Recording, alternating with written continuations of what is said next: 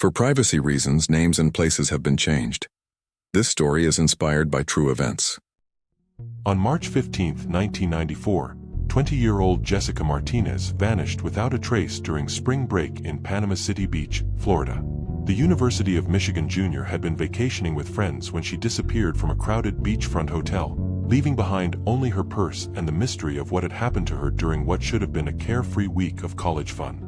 Despite an extensive investigation involving local police, the FBI, and private investigators hired by her family, Jessica's disappearance remained unsolved for over a year.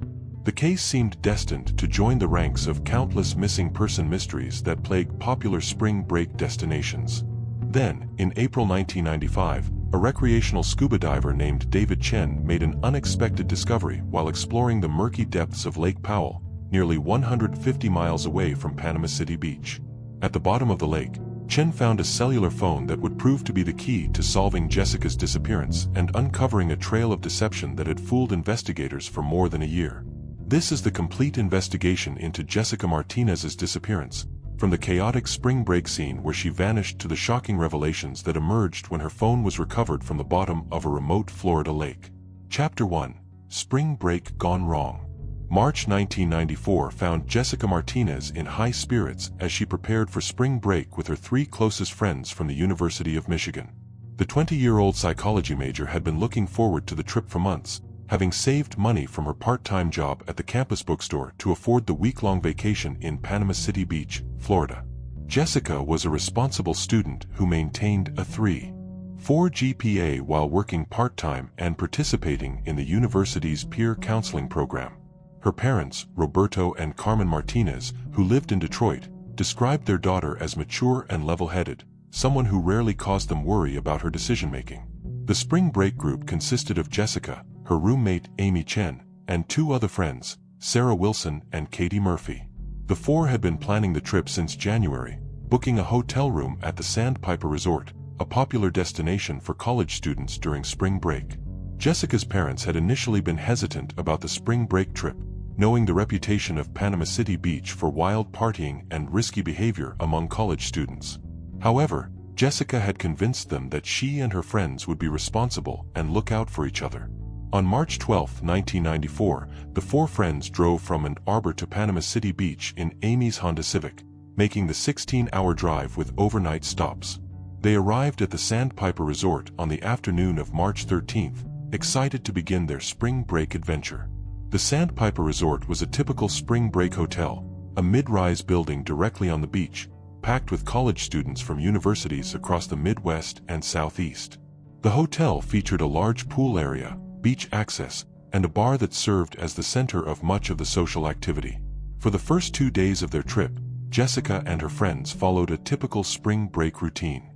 They spent their days on the beach, participated in hotel pool activities, and went to popular bars and clubs in the evening. Jessica seemed to be enjoying herself and showed no signs of distress or unusual behavior. According to her friends' later testimony, Jessica had been careful about her alcohol consumption and had been following the safety rules they had established for their trip.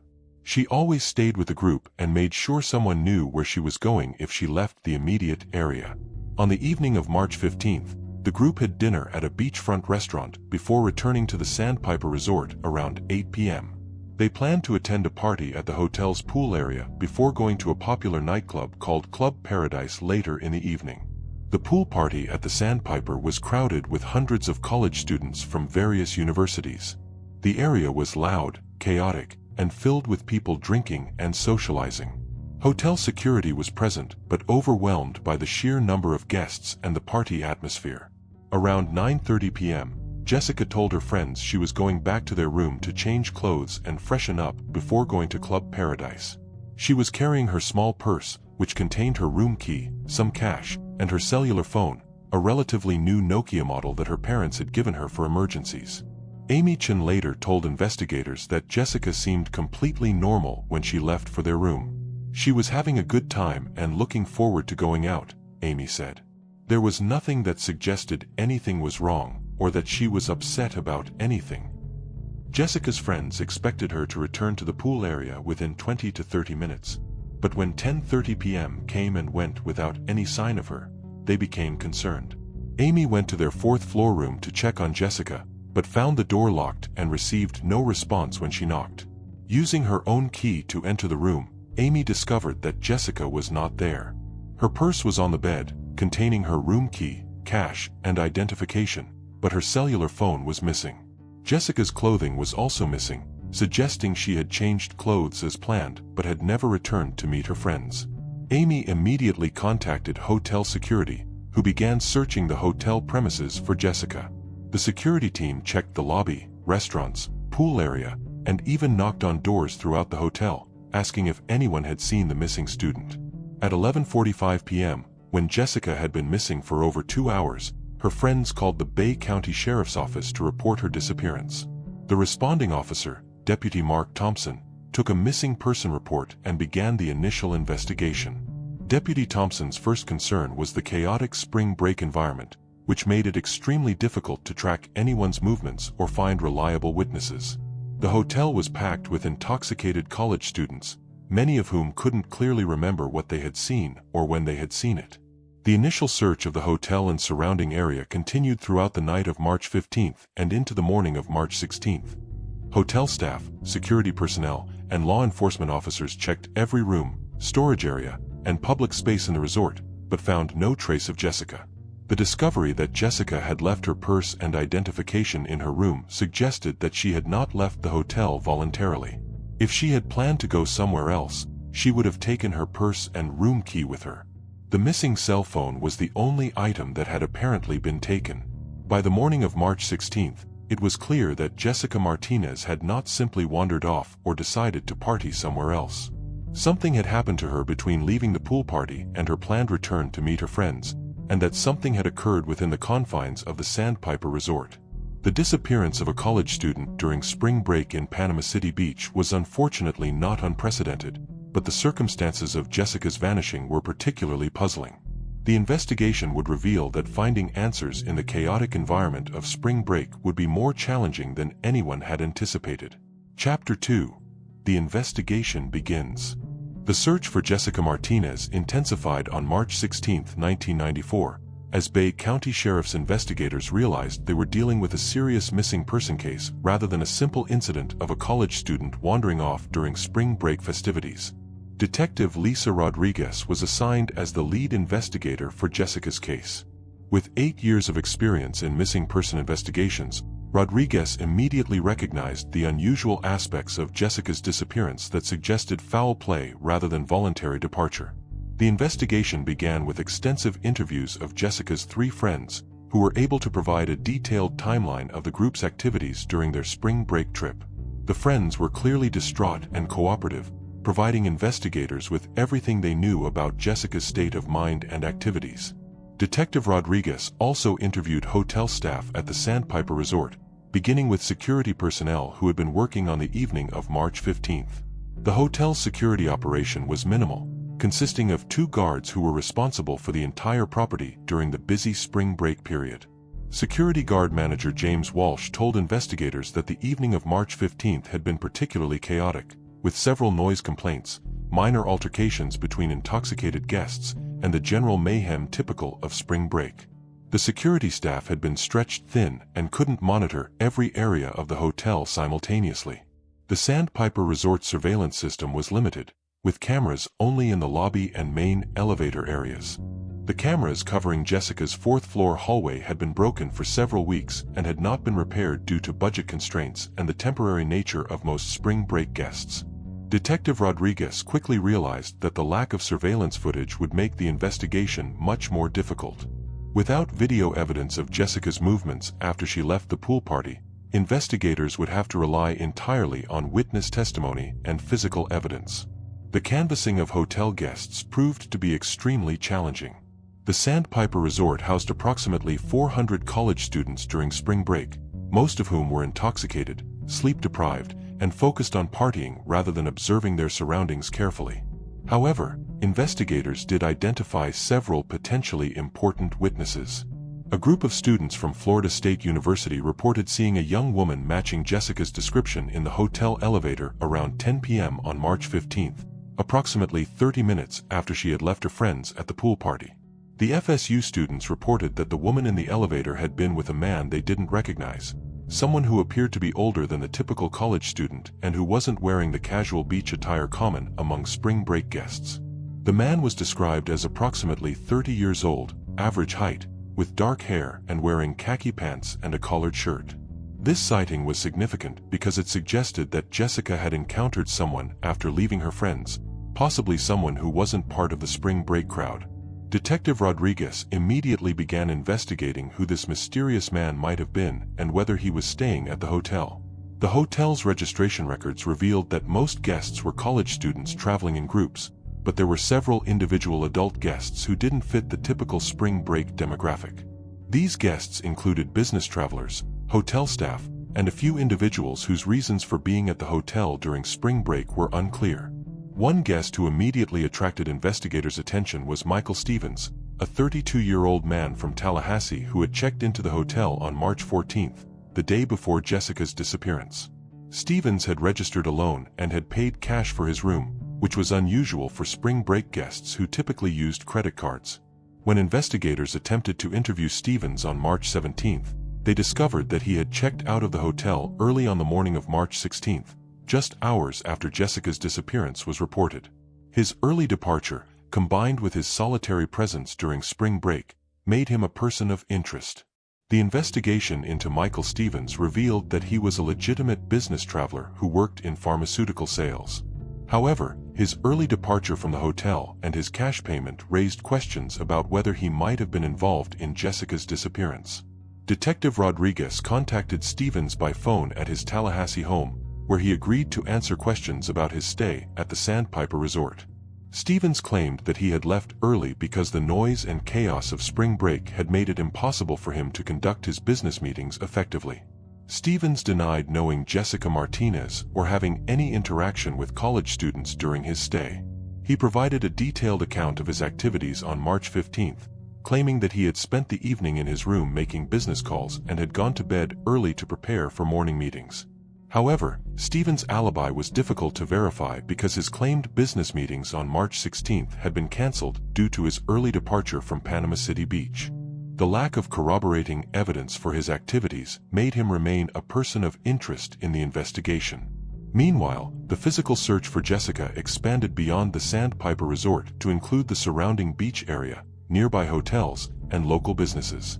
Search teams used dogs trained to track missing persons, but the scent trail was difficult to follow due to the high volume of foot traffic in the area. The Bay County Sheriff's Office also requested assistance from the Florida Department of Law Enforcement, which provided additional investigative resources and expertise in missing person cases. The involvement of state authorities reflected the seriousness with which investigators were treating Jessica's disappearance. On March 18th, 3 days after Jessica's disappearance, the FBI joined the investigation due to the possibility that she might have been transported across state lines. FBI Special Agent Karen White was assigned to work with local investigators and bring federal resources to the case. The FBI's involvement allowed investigators to access national databases and coordinate with law enforcement agencies in other states.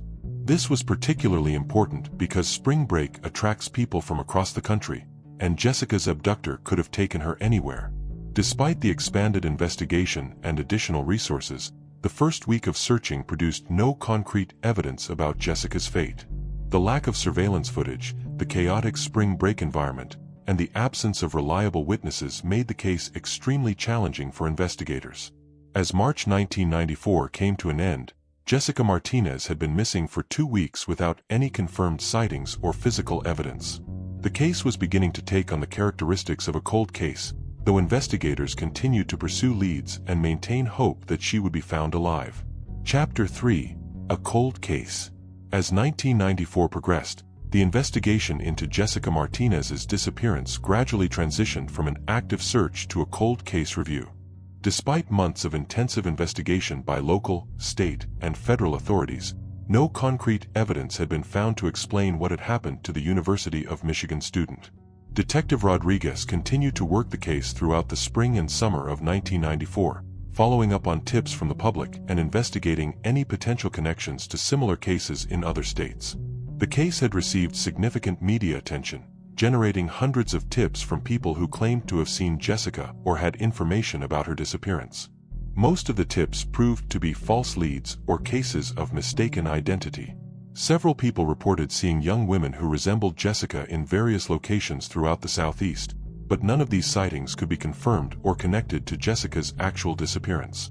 One potentially significant lead emerged in May 1994 when a college student from Georgia reported seeing a young woman matching Jessica's description at a truck stop in Valdosta, Georgia, about a week after her disappearance. The witness claimed that the woman appeared distressed and was with an older man who seemed to be controlling her movements. Investigators traveled to Georgia to follow up on this lead, interviewing the witness and reviewing security footage from the truck stop. However, the footage was too unclear to make a positive identification, and the witness's description was too general to be conclusive. The Georgia lead, like so many others, ultimately led nowhere but kept hope alive for Jessica's family that she might still be alive somewhere. Roberto and Carmen Martinez had traveled to Florida immediately after their daughter's disappearance and had remained in the Panama City Beach area for weeks, distributing flyers and pleading for information. The Martinez family hired private investigator David Walsh in June 1994 to continue searching for their daughter when it became clear that the official investigation was losing momentum. Walsh brought fresh perspective to the case and had extensive contacts throughout Florida's law enforcement community.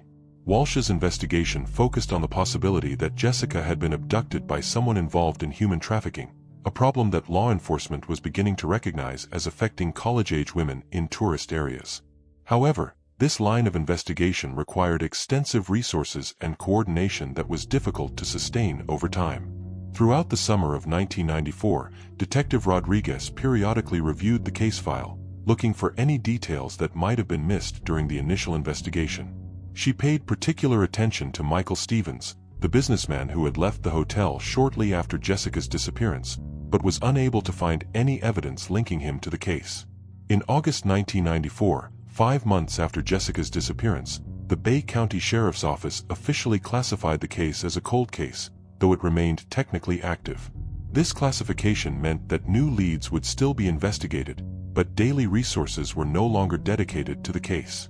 The transition to cold case status was devastating for Jessica's family, who felt that law enforcement was giving up on finding their daughter. However, Detective Rodriguez assured them that any new evidence or leads would be thoroughly investigated. The case received renewed attention in October 1994 when it was featured on the television show America's Most Wanted.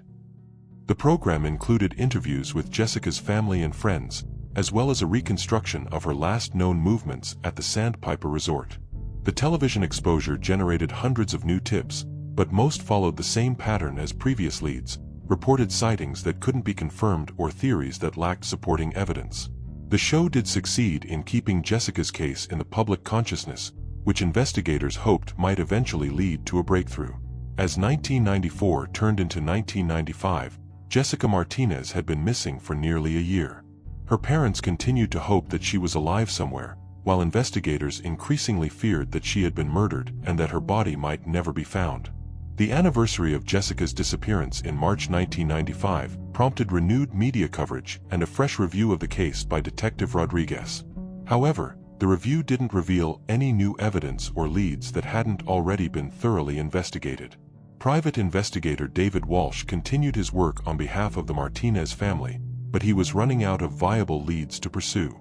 The lack of physical evidence and reliable witnesses made it extremely difficult to develop new theories about what had happened to Jessica. In April 1995, just over a year after Jessica's disappearance, the case would finally receive the breakthrough that investigators had been hoping for. However, the breakthrough would come from an entirely unexpected source: a recreational scuba diver exploring a lake more than 150 miles away from Panama City Beach. The discovery that would solve Jessica Martinez's case would reveal that investigators had been looking in the wrong place entirely, and that the truth about her disappearance was far different from any of the theories that had been pursued during the previous year. The phone found at the bottom of Lake Powell would not only provide the key to solving Jessica's disappearance but would also expose a complex web of deception that had successfully misled investigators for over a year. The case was about to take a dramatic turn that no one could have anticipated. Chapter 4: The Discovery. April 23, 1995 was a perfect day for scuba diving at Lake Powell, a pristine freshwater lake located in the Apalachicola National Forest, approximately 150 miles northeast of Panama City Beach. The lake was popular among recreational divers for its clear water and the variety of underwater terrain created by submerged trees and rock formations. David Chen, a 34-year-old marine biology instructor at Florida State University, had been diving at Lake Powell regularly for over 5 years. Chen was an experienced diver who often explored the lake's deeper areas, documenting aquatic life and underwater geological features for his research. On this particular dive, Chen was exploring a section of the lake floor at approximately 40 feet depth, near an area where an old logging road had been submerged when the lake was created decades earlier. The area was known for its interesting debris field, where various objects had accumulated over the years. At approximately 2:30 p.m., while examining what appeared to be an old piece of machinery, Chen noticed something unusual protruding from the sediment on the lake bottom. The object was small and rectangular, unlike the natural materials or old logging equipment typically found in the area. Chen carefully extracted the object from the lake bottom, recognizing it immediately as a cellular phone. The phone was a Nokia model that was relatively new for 1995, and despite being submerged for an unknown period, it appeared to be in surprisingly good condition due to the lake's freshwater and lack of corrosive elements. The discovery of a modern cellular phone in a remote lake immediately struck Chen as unusual. Lake Powell was located far from any major population centers, and visitors typically came for camping, fishing, or diving rather than activities that would require cellular communication. The phone seemed out of place in the wilderness setting. Chen brought the phone to the surface and examined it more closely. The phone showed signs of having been submerged for a considerable time, but the casing was intact and the LCD display was still visible. Most importantly, Chen could see that the phone's battery compartment contained a label with what appeared to be contact information.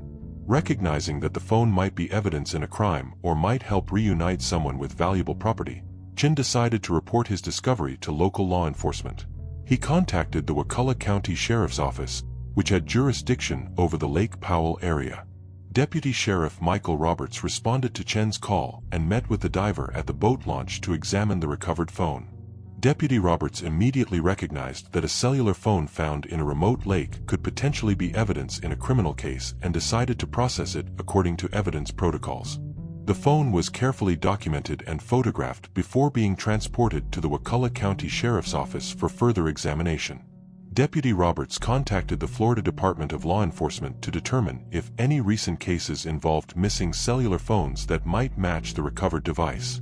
The FDLE database search revealed that the phone's serial number matched a device that had been reported as possibly missing in connection with the Jessica Martinez disappearance case in Bay County.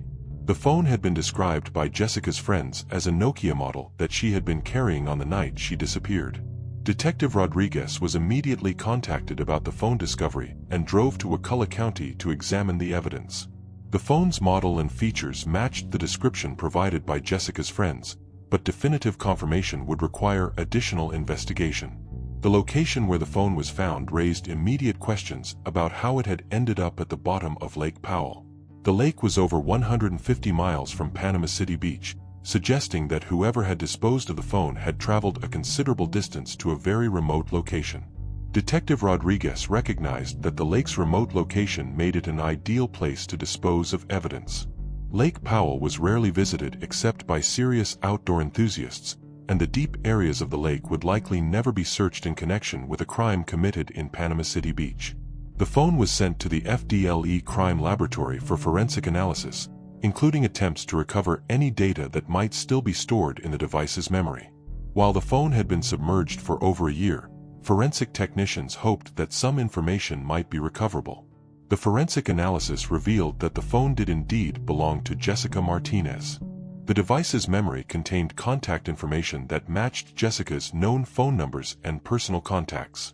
More importantly, the phone's call log revealed information that would dramatically change the direction of the investigation. The phone's memory showed that the last outgoing call had been made on March 15, 1994, the night Jessica disappeared.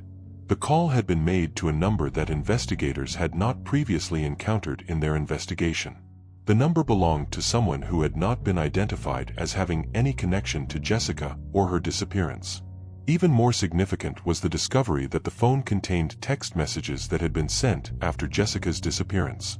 The messages indicated that someone had been using Jessica's phone for several days after she had vanished, sending texts that were designed to make it appear that Jessica was alive and traveling. The text messages provided crucial evidence about what had happened to Jessica and who was responsible for her disappearance. The messages had been sent to Jessica's friends and family, claiming that she had decided to extend her spring break trip and travel with people she had met in Florida. The discovery of the phone and the evidence it contained completely changed investigators' understanding of Jessica's case. Rather than being abducted by a stranger during spring break, the evidence suggested that Jessica had been murdered by someone who had then used her phone to create a false trail of evidence. The phone's discovery at Lake Powell also provided investigators with a crucial clue about the geographic scope of the crime. Whoever had killed Jessica had traveled to a very remote location to dispose of evidence, suggesting local knowledge of the area and access to transportation. Chapter 5: Unraveling the Truth. The forensic analysis of Jessica Martinez's cellular phone provided investigators with the breakthrough they had been seeking for over a year. The evidence contained in the phone's memory would not only solve Jessica's disappearance but would also expose a carefully planned deception that had misled investigators from the beginning. Detective Rodriguez immediately assembled a task force to analyze the new evidence and pursue the leads that emerged from the phone's data. The investigation now had a clear direction and specific evidence to follow, dramatically changing the prospects for solving the case. The phone number that had received Jessica's final call was traced to a landline registered to Michael Stevens, the businessman who had been staying at the Sandpiper Resort and had left early on the morning after Jessica's disappearance. Stevens had been investigated briefly during the initial inquiry but had been cleared based on his stated alibi. The discovery that Jessica had called Stevens on the night of her disappearance immediately made him the primary suspect in her murder.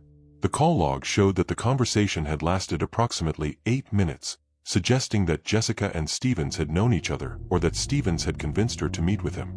Detective Rodriguez obtained a search warrant for Stevens' Tallahassee home and business records. The search revealed evidence that Stevens had been lying about his activities during his stay at the Sandpiper Resort and his reasons for being in Panama City Beach during spring break. Among the evidence found in Stevens' home were maps of North Florida, including detailed topographic maps of the Lake Powell area where Jessica's phone had been discovered. The maps showed routes between Panama City Beach and Lake Powell, with notations that suggested Stevens had planned the disposal of evidence in advance. Investigators also found receipts showing that Stevens had purchased camping equipment and supplies on March 16, the day after Jessica's disappearance. The receipts indicated that Stevens had bought items typically used for overnight camping, suggesting that he had spent time in remote areas after leaving the hotel. The text messages found on Jessica's phone provided additional evidence of Stevens' involvement in her murder. Forensic analysis revealed that the messages had been sent from locations between Panama City Beach and Tallahassee, following a route that would have taken Stevens past Lake Powell. The content of the text messages was particularly damning. The messages claimed that Jessica had decided to travel with new friends she had met during spring break and would be extending her vacation. The messages were designed to explain Jessica's absence and delay the investigation into her disappearance. However, the language and phrasing of the messages were inconsistent with Jessica's known communication style. Analysis by linguistic experts revealed patterns that suggested the messages had been written by someone trying to impersonate Jessica but lacking familiarity with her typical expressions and vocabulary. When confronted with this evidence, Stevens initially continued to deny any involvement in Jessica's disappearance. However, the forensic evidence from the phone was overwhelming, and Stevens' previous statements to investigators were demonstrably false. The investigation revealed that Stevens had specifically targeted Jessica during his stay at the Sandpiper Resort. He had observed her and her friends during their spring break activities and had identified Jessica as a potential victim when she was separated from her group. Stevens had approached Jessica in the hotel elevator, claiming to be a hotel guest who needed assistance with directions to a local restaurant. He had convinced her to come to his room briefly to look at a map, where he had attacked and killed her. After murdering Jessica, Stevens had used her phone to send the deceptive text messages while he transported her body to a remote location in the Apalachicola National Forest. He had buried Jessica's body in a location that he believed would never be found, then disposed of her phone in Lake Powell. Stevens' plan had been sophisticated and nearly successful. By creating false evidence that Jessica was alive and traveling, he had misdirected the investigation away from her actual murder. The remote location where he had disposed of evidence had been chosen specifically because it was unlikely to be searched. However, Stevens had not anticipated that a recreational diver would discover Jessica's phone over a year later. The phone's recovery had provided investigators with the evidence they needed to solve the case and bring Stevens to justice. On May 15, 1995, Michael Stevens was arrested and charged with the first-degree murder of Jessica Martinez. The evidence against him was overwhelming, including the phone records, text message analysis, and physical evidence linking him to the disposal of evidence. Stevens eventually led investigators to the location where he had buried Jessica's body in the Apalachicola National Forest. The recovery of Jessica's remains provided closure for her family, who had spent over a year not knowing what had happened to their daughter. The case against Stevens went to trial in early 1996, where he was convicted of first-degree murder and sentenced to life in prison without the possibility of parole. The trial revealed the full extent of Stevens' planning and deception, shocking even experienced investigators with its calculated nature. The Jessica Martinez case became a landmark in missing person investigations, demonstrating the importance of technological evidence and the need to consider wide geographic areas when searching for evidence. The case also highlighted the vulnerability of college students during spring break and the need for improved safety measures. For Jessica's family, Stevens' conviction provided justice but could never fully heal the loss of their daughter. They became advocates for missing person investigation techniques and spring break safety education, working to prevent other families from experiencing similar tragedies. The discovery of Jessica's phone in Lake Powell remained one of the most fortunate breaks in Florida criminal history. Without David Chen's careful underwater exploration and decision to report his discovery, Stevens' crime might never have been solved. Final words: the conviction of Michael Stevens in 1996 brought closure to one of Florida's most challenging missing person cases. The discovery of Jessica Martinez's cellular phone in Lake Powell had provided the crucial evidence needed to solve a murder that had been carefully planned to remain unsolved forever. Jessica's case led to significant improvements in missing person investigations, particularly regarding the analysis of digital evidence and the importance of considering wide geographic areas when searching for clues. The case also highlighted the value of civilian involvement in solving crimes, as David Chen's diving discovery had been crucial to the resolution. The Martinez family established a foundation in Jessica's memory that provides safety education for college students and supports missing person investigations. Their work has helped prevent similar tragedies and has assisted other families dealing with missing loved ones. Stevens' sophisticated deception tactics became a case study for law enforcement agencies, demonstrating how criminals might use technology to misdirect investigations and the importance of verifying all evidence rather than accepting it at face value. Today, Jessica Martinez's case serves as a reminder that even the most carefully planned crimes can be solved through persistence, advanced forensic techniques, and sometimes a bit of luck. Her story continues to educate investigators and families about the importance of never giving up hope in missing person cases. The cellular phone that David Chen found at the bottom of Lake Powell had been intended to hide the truth forever. Instead, it became the key that unlocked justice for Jessica Martinez and brought her killer to account for his crimes.